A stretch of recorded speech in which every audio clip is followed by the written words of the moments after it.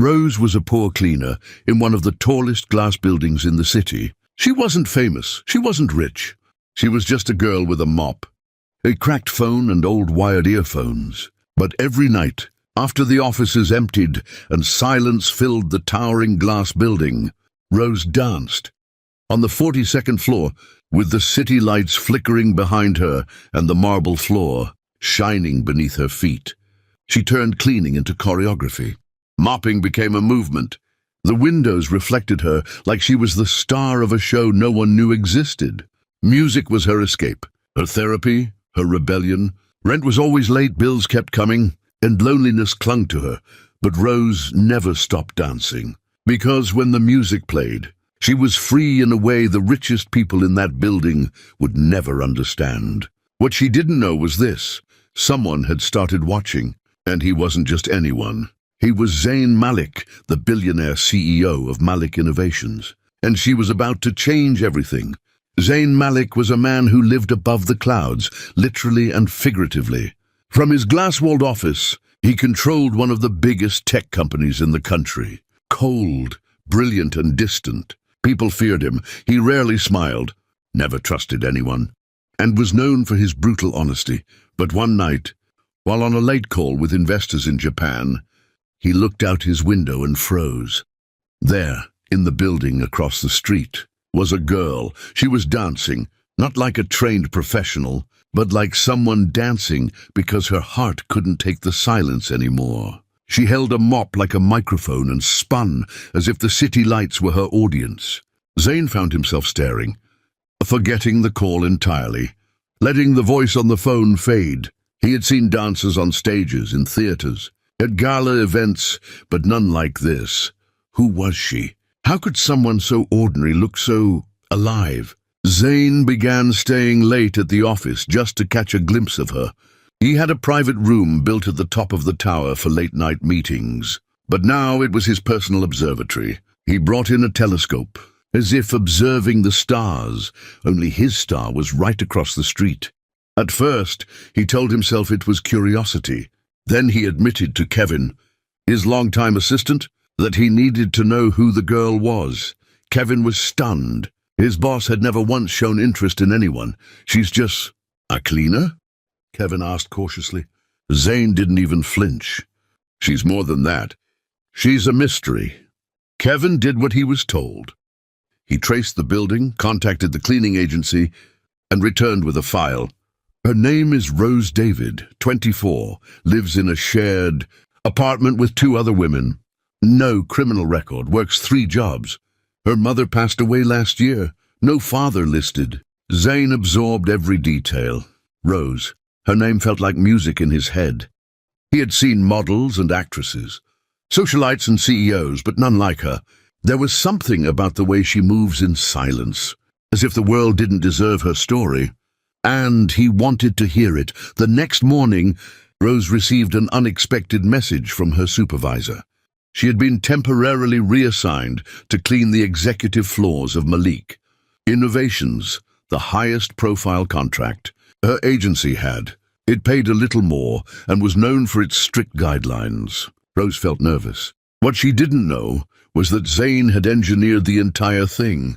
He made sure she would be assigned to his floor, scheduled the cleaning hours around his presence, and even adjusted his own calendar to ensure their paths would cross. The day she arrived, she wore her usual navy blue uniform, tied her curls back and kept her eyes low. Her heart raced as she stepped onto the silent floor, where the air smelled of cologne and power. Zayn was waiting, but not in his usual sharp suit. Today, he wore a simple black sweater and jeans. The nameplate on his office door was gone, quietly removed. When Rose stepped in with her mop and cleaning cart, she stopped in her tracks. It was the most beautiful room she had ever seen. Floor-to-ceiling windows framed the skyline like a painting. The white marble floors gleamed under soft lights. Awards and plaques lined the shelves in quiet confidence. In the corner, an elegant black piano sat untouched, like a secret waiting to be played. She exhaled quietly, took a breath, and began to clean. "You clean well?" a calm voice said from somewhere behind her. She jumped a little and turned. "Oh, No, I didn't see you there, she said quickly. Zayn was sitting on the couch, arms folded, eyes steady. He gave a faint smile. You have a rhythm even when you mop. Rose blushed, unsure if he was teasing her or being serious. Without even knowing he was the CEO, she lowered her head, slightly in gratitude, and resumed cleaning, though her hands trembled. Zayn watched her more closely now. This was the first time he truly saw her, not just as a cleaner or dancer. Up close, she was breathtaking, not in a loud or showy way, but in that quiet, untouched kind of beauty that made his chest tighten. So pure, so unaware of her own glow. And for a moment, Zayn felt something unfamiliar, his heartbeat skipping for someone who didn't even know she was the most captivating thing in the room. That night he waited for her to dance like she had before. But she didn't dance. The next day, she opened the supply closet to find a small black box wrapped in gold ribbon. Her name was scribbled on a tag for Rose. Her breath caught. Looking around to make sure no one was watching, she opened it. Inside were a pair of wireless high-end earbuds, a tiny speaker and a folded note. For the girl who dances like the world doesn't hurt, don't stop dancing. Keep dancing. She didn't know what to feel. Fear, joy, confusion. Her fingers trembled as she turned the speaker on and connected it to her phone. That night, after checking the hallways, she put on the earbuds, turned up her music and let herself go.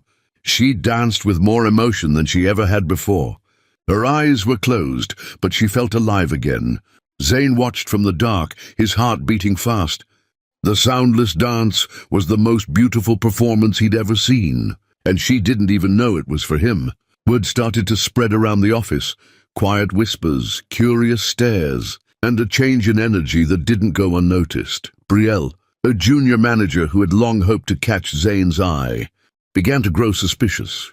She noticed he stayed late more often now, always lingering in his office after work hours. One day, unable to hold back, she asked Kevin directly, "Is he seeing someone?" Kevin didn't say a word, but his silence said everything. That evening, Brielle stayed behind, pretending to finish some work. But her real reason was clear. She wanted answers. From the shadows of the hallway, she followed the direction of Zayn's gaze through the glass wall of his office. He wasn't looking at any file or screen. He was watching the cleaner. Rose danced softly as she cleaned, lost in her own world. And Zayn was smiling genuinely, quietly, as if nothing else in the world mattered. Brielle's curiosity froze into something colder, jealousy. She had been trying for months to get Zayn's attention without success. Now suddenly, he was watching a cleaner like she was the most precious thing in the building. One night Rose was cleaning like she always did, headphones on, eyes closed, moving with quiet grace. To her, it felt like turning work into something soft and beautiful. She had no idea anyone was watching, but Brielle was. From another floor, hidden in the dark, she recorded the moment with her phone. The next morning, the video was everywhere. The title was cruel: "Cleaning Girl Dances in Billionaires. Office, is she trying to seduce him?" It went viral fast. When Rose walked into the building, everything had changed. People stared, some laughed, others whispered behind her back. Her heart dropped. She tried to hold her head high, but their eyes felt heavy. Their words stung like thorns. She ran into the bathroom and broke down in tears. Zayn found out not long after, furious. He called his legal team and demanded the video be taken down from every platform. But it was too late. The damage had been done. The world had seen something innocent and turned it into a joke, and Rose was left to carry the shame for simply being herself. Zayn had heard the rumors. Kevin had even warned him that people were talking, but he didn't care. His mind was already made up. Rose had captured his heart. Without even trying, he noticed everything about her.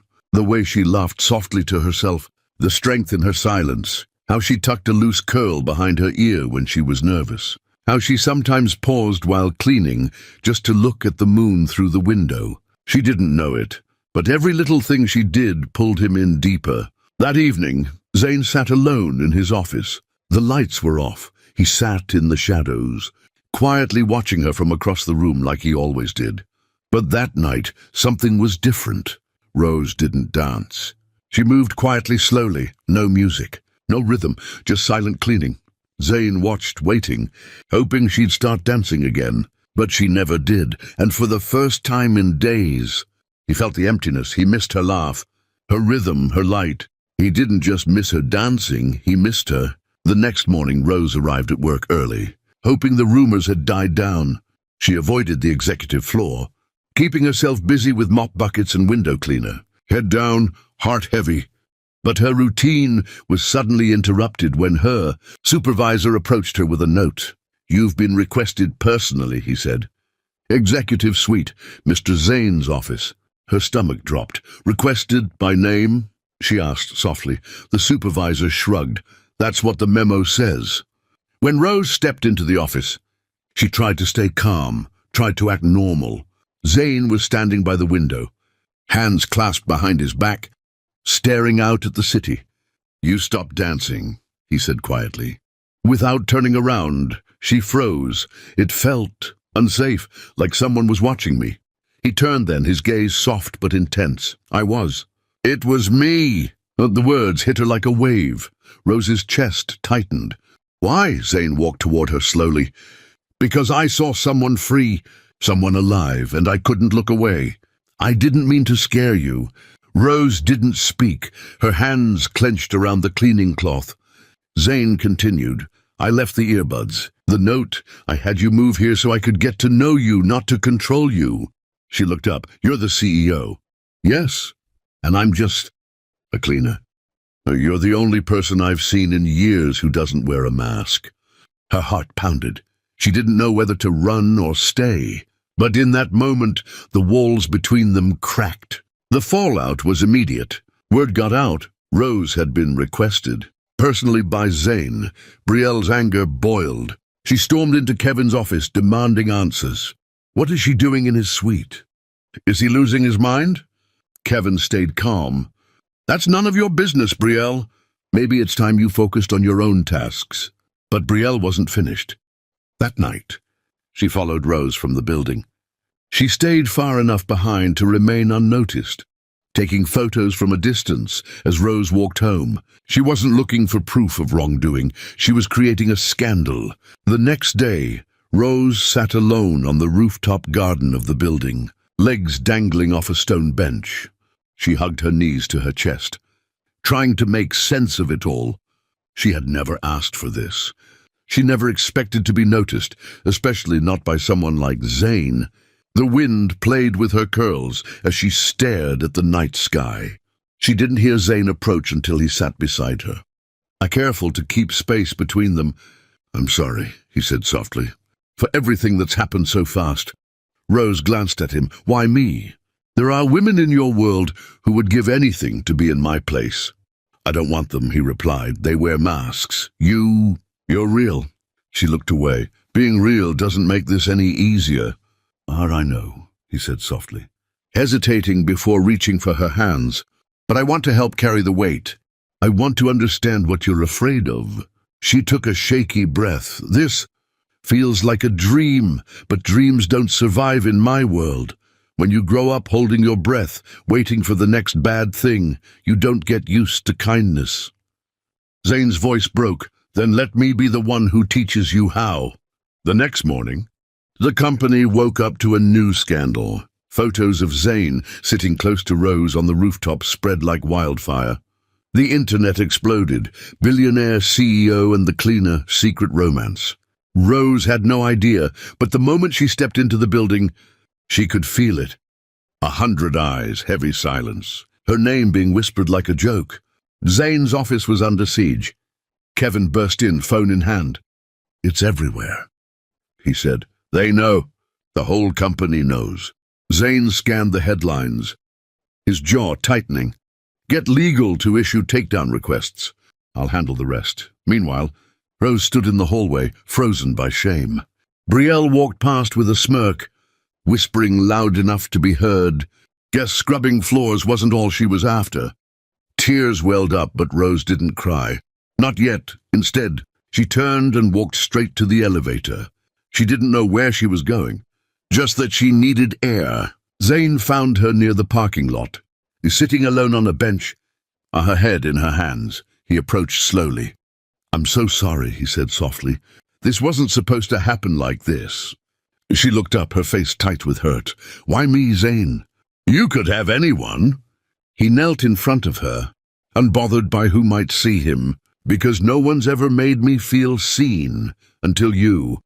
Her tears finally fell, not because of the gossip, but because she didn't know if she could survive the world that came with him, and he didn't know how to protect her from it. The gossip didn't fade. It grew louder. Everywhere Rose went, people stared, some with pity, most with judgment. Co-workers whispered behind her back. Security guards looked at her differently. Even the other janitors she used to share snacks with now avoided her. She stopped dancing, stopped listening to music, even stopped cleaning the top floors. She requested a transfer to the basement level, where no one cared who you were, and no one looked twice. She needed space, and more than anything, she needed silence. Zane noticed immediately. She was avoiding him. He waited near the stairwells, checked the footage, even rode the service elevator, but Rose stayed hidden. It broke something in him. He called Kevin. "Book a press conference." Kevin blinked. "Sir, if the world wants a story, I'll give them the truth, all of it." The next day, media cameras filled the lobby of Zayn Malik Corp. Reporters buzzed, expecting a business announcement or a corporate deal. Instead, Zayn Malik walked up to the podium with no script, no entourage, no armor. "I'm not here to talk about business," he began. "I'm here to talk about a woman. A woman whose only mistake was dancing when she thought no one was watching. A woman who reminded me what it means to feel alive." He paused. "Her name is Rose, and I won't let her be bullied or shamed because I saw something beautiful in her. You can mock me, but leave her alone." Rose watched the live stream from a storage room, hand over her mouth. The whole company was watching Zayn fight for her. The press conference changed everything. People stopped laughing. Some even apologized. The whispers turned into awe, and the hate began to lose its grip. Rose wasn't just a cleaner anymore. She was the girl the billionaire chose. Brielle's plan had backfired. Zayn traced the photo leak. Within hours, he knew it was her. "You're done here," he said. "Firing her on the spot? You're choosing her over me?" She snapped. "Over your company's image?" "I'm choosing the truth," he said, "and you crossed the line." Later, Rose found out. "You fired her. For me?" she asked, stunned. "For justice, for respect, for you," Zayn said, to cheer her up. Zayn planned a surprise for Rose. He asked her to trust him, gently blindfolded her, and took her to an old dance studio downtown. The floor creaked beneath their feet. The mirrors were dusty, and the lights were dim, but the place had heart. It was special. Rose's eyes widened when the blindfold came off. This was the studio where she used to train. Years ago, she had dreamed of becoming a dancer. But dreams didn't pay bills. She had to let it go and find a job that could put food on the table. "How did you know?" she whispered, her voice trembling. Zayn smiled gently. "I asked around. I just wanted to give something back to you." Rose walked slowly to the center of the room. She stood still for a moment, then closed her eyes. The music began to play, and she danced, barefoot, free, and full of everything she had kept locked inside.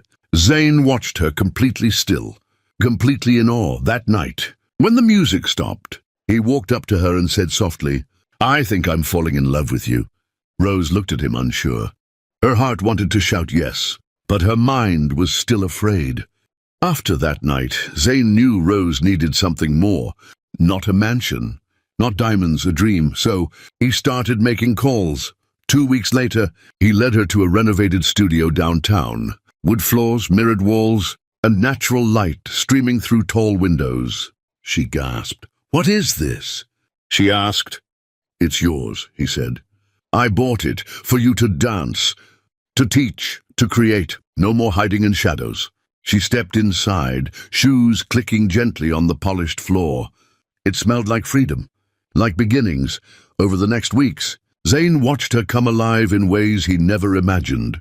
She choreographed routines, played music again, and helped underprivileged kids take their first dance steps. The new dance studio quickly became Rose's sanctuary. Every child's laughter, every beat of the music, every quiet evening spent rehearsing, alone made her believe, for the first time in a long time, that maybe a happiness wasn't just for other people. Zane visited when he could. He never interrupted, just watched from the doorway, heart full. One night, after the kids had gone and the music faded, Rose turned and saw him standing there. "You always sneak in like that?" she asked with a small smile. Zane stepped forward, slow and gentle. "I like watching you dance. It's like watching someone breathe magic." Rose laughed, a little shy, but she didn't look away this time. He reached out, brushing a curl from her face. "You look happy." "And I think I am," she whispered. They stood in silence for a beat, the kind of silence that felt full, not empty. Then he took her hand, pulled her close, and for the first time, they danced, no music, just heartbeats and soft smiles. In that moment, the world faded, and it was just the two of them, moving together, slowly, like they'd been waiting their whole lives to meet in this one quiet place. Zane held her hand gently, looking into her eyes with the softness she hadn't seen before. "Thank you," he said quietly. "For what?" Rose asked, her voice barely above a whisper. "For coming into my life," he replied. "You've made me a better person. I didn't even know I needed saving, until you showed up and did it without trying." Rose's heart swelled. She wasn't used to being seen like this, not just as a cleaner or a dancer, but as someone who mattered. She smiled, tears threatening to fall. "Dan, she said, "you gave me a reason to dream again." They stood there, in the middle of the music studio, holding on to each other like they finally understood what it meant to be home. Meanwhile, just when Rose thought she was finally moving on, leaving her past behind, pain found its way back. It always does, especially when life starts to feel safe. One rainy afternoon, as she sat alone in her dance studio, a voice called out, "Rose!" She turned and froze. It was her father. Her grip tightened on the railing. "What are you doing here?" He looked older, worn out, but the same coldness was still in his eyes. "I saw your face online, with that billionaire CEO. Thought maybe it was time we reconnected. Family is family, right?" Rose's chest tightened. The last time she saw him, he left her and her mother with nothing but unpaid bills and an eviction notice. "You're not family," she said quietly. He frowned. "Come on, I raised you." "You raised your fists," she snapped. "And you walked away when we needed you most. You left us, left Mom to die." His voice turned sharp. "So now you think you're better than me because you're dating a billionaire?" Before things could escalate, Zane appeared. "If you come near her again," he said, "you'll deal with the police." Her father cursed under his breath and walked out, and Rose melted into Zane's arms. He said nothing, just held her, and in that silence she felt safe. A few weeks later, on a clear Saturday evening, Zane asked Rose to dress up, nothing too fancy, just something that made her feel beautiful. She didn't ask questions. She had learned to trust him. He drove her through the city, quiet music playing in the car, his fingers gently laced with hers. When they arrived, she looked up and gasped. It was the 42nd floor, the same glass office building where it all began. The place she once danced with a mop in hand, never imagining someone was watching, falling in love. The elevator opened to soft candlelight and music. The marble floors sparkled, and the windows glowed with the city lights. In the middle of the room stood a small table, set for two, with white roses and her favorite dessert. Rose turned to Zane, eyes wide. "You did all this?" He smiled.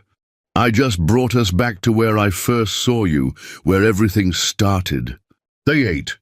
They laughed. Then, as the music shifted to something slower, Zane stood and offered his hand. "Dance with me?" he asked, barefoot. Just like that night in the studio, she took his hand. And as they moved slowly across the marble floor, Zane suddenly paused. He reached into his pocket, dropped to one knee, and opened a small velvet box. "Rose," he said, eyes full of love. From the first moment I saw you dancing, I knew you were different. You didn't try to be seen, but you changed everything. Will you marry me?" Tears welled up in her eyes. "Yes," she whispered. "Yes, Zane."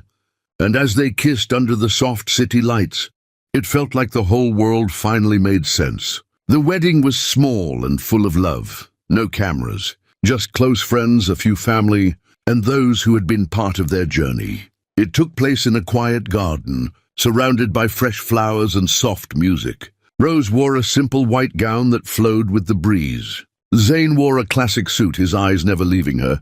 As they stood hand in hand, eyes locked, the sky opened and soft rain began to fall.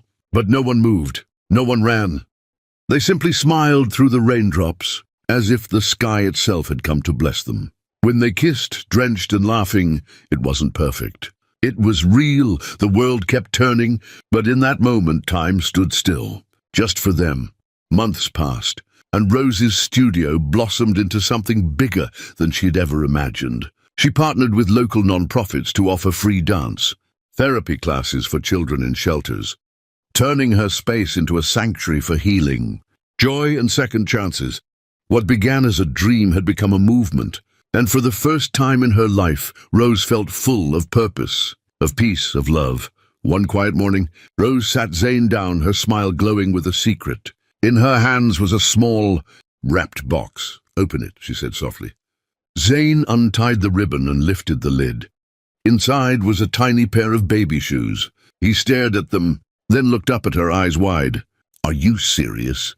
Rose nodded, tears already gathering in her eyes. Without a word, he pulled her into his arms, holding her close as emotion filled the room. Half laughter, half tears, a child raised on love and music. He whispered, This is the beginning of everything I never knew my heart was missing." Years later, Zane walked through the building where it had all begun. The 42nd floor still had those tall windows, still offered the same breathtaking view of the city. He stood there quietly, holding his daughter's tiny hand as they both looked out over the skyline. "Daddy," she asked, her voice curious, "is this where you saw Mommy dancing?" He smiled gently. "Yes, right there." She looked up at him. "And you loved her from that far away?" "From that far," he said softly, "and even farther now." That evening, back at home, Rose danced again, barefoot on the grass in their backyard, twirling freely as their daughter clapped and laughed with joy. Zane sat on the porch, one hand on his heart, watching the two people who had changed his world. Because sometimes fairy tales don't begin in castles. Sometimes they begin with a girl, a mop, and music no one else can hear, except the one who truly sees her. The end. If you enjoyed this story, tap the like button and hit subscribe for more captivating tales coming your way.